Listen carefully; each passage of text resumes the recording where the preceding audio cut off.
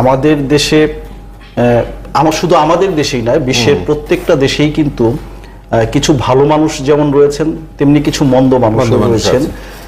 এটাই হচ্ছে সংসার। এই স্টেজ, বিশ্ব ড্রামা বা বিশ্ব নাট্য মঞ্চে আমি, আপনি, আমরা প্রত্যেকেই অভিনেতা।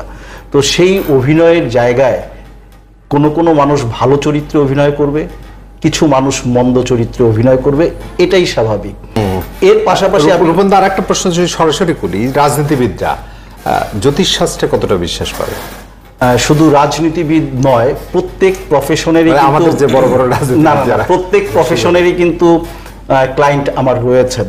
আমি স্পেসিফিক রাজনৈতিক নেতারা বিশ্বাস করেন না, কিন্তু যারা অর্থনীতিবিদ তারা বিশ্বাস করেন না, বিষয়টি কিন্তু এমন নয়। প্রত্যেক শ্রেণী পেশার মানুষ আমাদের কাছে আসেন। আমাদের অ্যাস্ট্রোলজিক্যাল গণনার দ্বারা তাদেরকে যে ধরনের পরামর্শ দেয়া দরকার সেটা আমি দিয়ে থাকি। রাজনীতিবিদদের অনেকের হাতে বড় অনেকগুলো আংটিও দেখা যায়, মানে দেখুন, এটা হচ্ছে কি কালার থেরাপি। জেমস্টোনের যে ব্যাপারটা, এটা কিন্তু কালার থেরাপি। এটা আপনি যদি অ্যাস্ট্রোফিজিক্স কিংবা মেটাফিজিক্স যদি আপনি একটু পড়েন, তাহলে দেখবেন এই জায়গাগুলিতে কিন্তু জেমস্টোনের সাথে কিছুটা মিল আছে। যেমন মেটাফিজিক্স অলরেডি এটা প্রুফ করেছে যে every object has its own vibration.